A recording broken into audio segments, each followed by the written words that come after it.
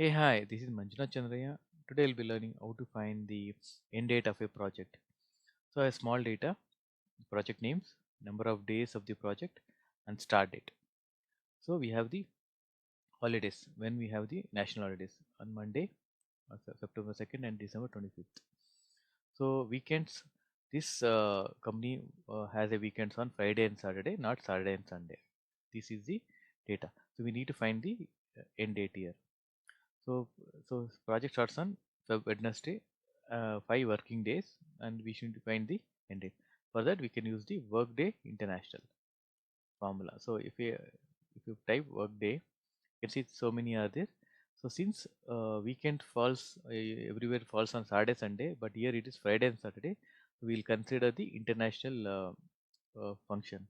Once you select this, open the bracket, start date. Start date is nothing but this. I'm going to select this date, comma. Is it days? Days is nothing but this days. How many days the project needs to be ended. So when again you put a comma. So here we have the weekend date, Saturday, Sundays. We can select the whichever our weekends are. So weekends is Friday and Saturday, and that is 7. Just click on it. So it takes 7, comma, and the holidays. So holidays we have it here, national holidays. I'm going to select this range and do F4 function. Close the bracket. Hit enter. So it shows Thursday is the project. So here you should understand, you should keep in mind is Wednesday plus 5 days. So the, the formula how it picks is it consider the next day as the count one working day. So that is not there because it includes from Wednesday. So for that reason what we do, we just add a -1, okay, and hit enter. So it has become Wednesday. So we'll cross check that one.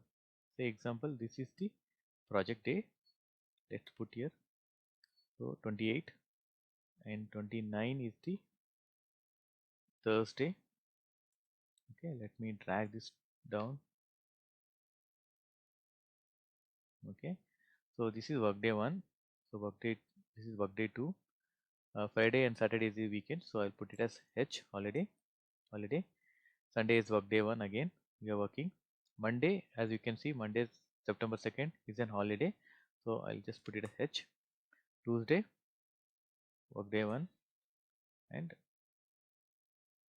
Wednesday, workday 1. So means 1, day 2, day 3, day 4, and day 5.